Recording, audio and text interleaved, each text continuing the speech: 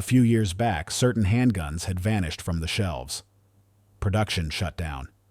Collectors snatched up what was left, and for a while, it looked like those models were gone for good. But today, some of those same guns are back. Not as relics, not as nostalgia pieces. They've been reborn, and shooters are putting them right back into carry rotation and range use. Let's take a look at the firearms that refuse to stay dead, the classics that got a second wind, and the reasons they're hotter now than they've been in decades.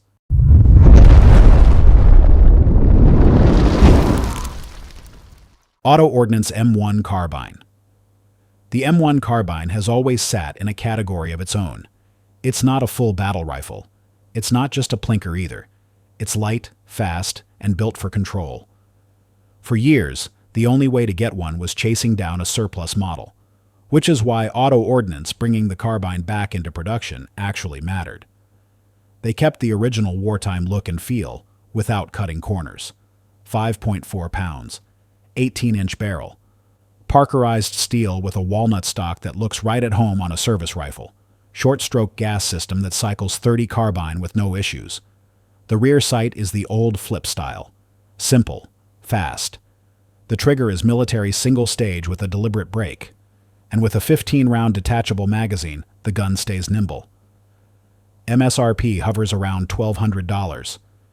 And for shooters who always wanted an M1 carbine without gambling on 70-year-old surplus, this is it. Browning High Power. The Browning High Power has always had its own kind of magic. A slim grip, perfect weight distribution, and that mechanical snap to the trigger that gave it a very distinct character. When FN discontinued it in 2018, a lot of us thought the legend was finally gone. But the demand never slowed down. Then Springfield Armory dropped the SA-35 in 2021, and suddenly the high power had a serious revival. Springfield didn't just clone the design, they modernized it while still protecting the soul of the gun. It's still got a 4.7-inch barrel, still steel frame, still single action, but they cut out the magazine disconnect, reshaped the hammer so it doesn't bite the web of your hand, and bolted on a set of bold white dot sights. I picked mine up for just under $800, and it felt like I stole it. Not long after, FN brought their own high power back. Their updated version features ambidextrous controls, a refined frame, and a 17-round magazine. It's cleaner, more polished, more modern, yet you can still feel that high-power DNA in every shot. That's why this comeback is strong. It's not nostalgia alone. It's the way these pistols actually shoot. Marlin, 1895, and 336. When Remington collapsed in 2020, a lot of folks thought the Marlin 1895 and the 336 were gone for good. Quality control had already tanked in the final Remington years. Once the doors shut, it really felt like the end for two of the most iconic lever guns in American history. Then Ruger stepped in. They bought the Marlin name, rebuilt the tooling, and by 2021, the rifles coming out of the new factory were better than anything Marlin had made in decades. Take the Marlin 1895 SBL, chambered in 4570 government, stainless steel receiver, big loop lever, 19-inch cold hammer forged barrel with a full-length tubular magazine holding 6+1. Gray laminated hardwood stock. The action cycle's smooth. The fit and finish are dialed in, and the barrel comes threaded, ready for a suppressor or a break. MSRP sits around $1,400. The Marlin 336 and 3030 Winchester is following that exact same path. Not just surviving, coming back stronger. Walther PPK/S. Next up, the Walther PPK/S. For decades, this little pistol sat in a strange category. You'd see it on the big screen. You'd hear shooters talk about it at the range. But if you wanted a new production gun, good luck. Once Smith & Wesson shut down their licensed production run in the U.S., the PPK went cold. It looked like the end of the road for a pistol that first appeared back in the 1930s. Then in 1919, Walther made the move. They brought it back this time built in Fort Smith, Arkansas. Not as a collector's toy, but as a shooter. The frame is all steel, offered in stainless or black, and the fixed barrel design gives it accuracy far beyond what you'd expect out of a 3.3-inch barrel. The double action pull is long, no question, but the single-action brake is crisp and clean. And of course, that slide-mounted decocker is pure Walther heritage. I carry striker-fired pistols like most modern shooters. But when you handle a PPK/S, it feels different. It's not trying to be trendy. It's a carry gun that leans on craftsmanship. Current street price sits around $8.50. And in my book, that's money well spent if you value a handgun that never chased the crowd and never forgot where it came from.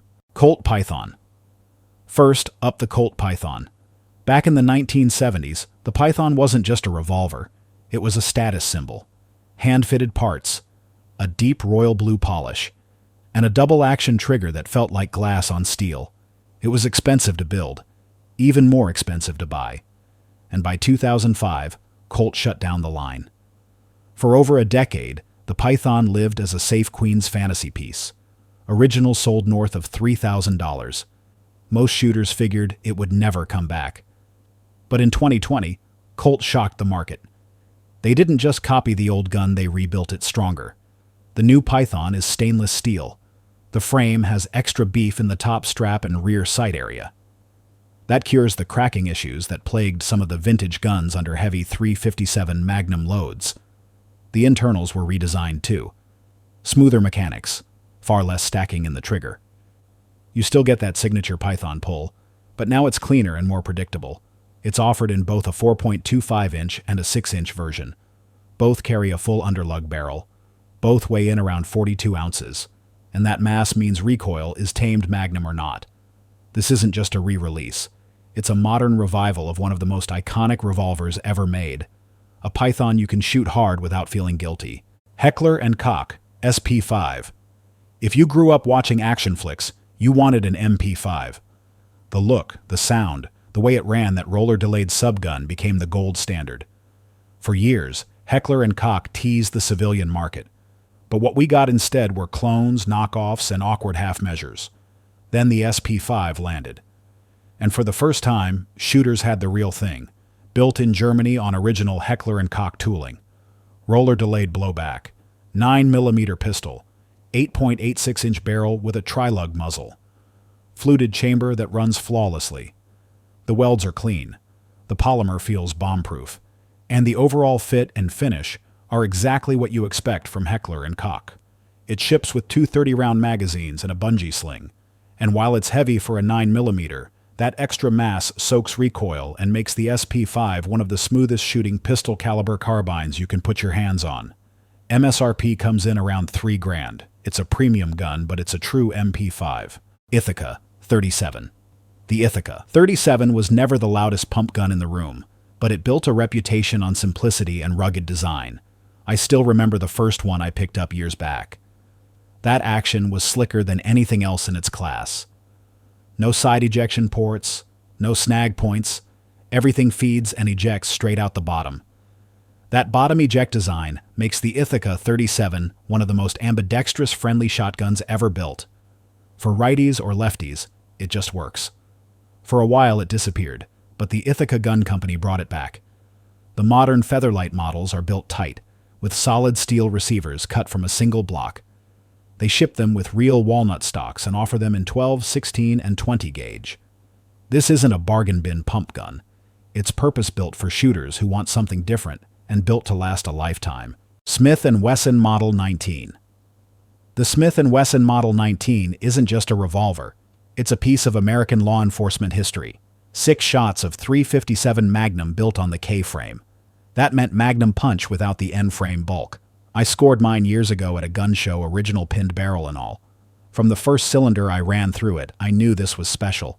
The trigger is glassy smooth. The balance is perfect. It points naturally and shoots easy. When Smith & Wesson pulled it from production, it felt like that entire era went with it. But in 2018, they brought it back. Not as a museum piece, but as a working revolver built for shooters today. They rolled out both a 4.25-inch and a 2.75-inch model. Deep blued finish, walnut grips, modern internals. And the new guns use a 2-piece barrel system, which gives you tighter lockup and noticeably better accuracy. Price point runs close to $1,000, but honestly, it's worth it. Because when you hold a new Model 19, you're holding more than a revolver. You're holding a bridge between American history and modern-day shooting reliability. These 8 firearms all share the same story. They weren't just saved from the past, they were reborn, refined, and built to perform for a whole new generation of shooters. If you enjoyed this breakdown, hit like, make sure you're subscribed, and drop a comment on which of these reintroduced classics you'd trust on your range or in your collection. Because in the firearms world, history doesn't just repeat itself, sometimes it comes back stronger.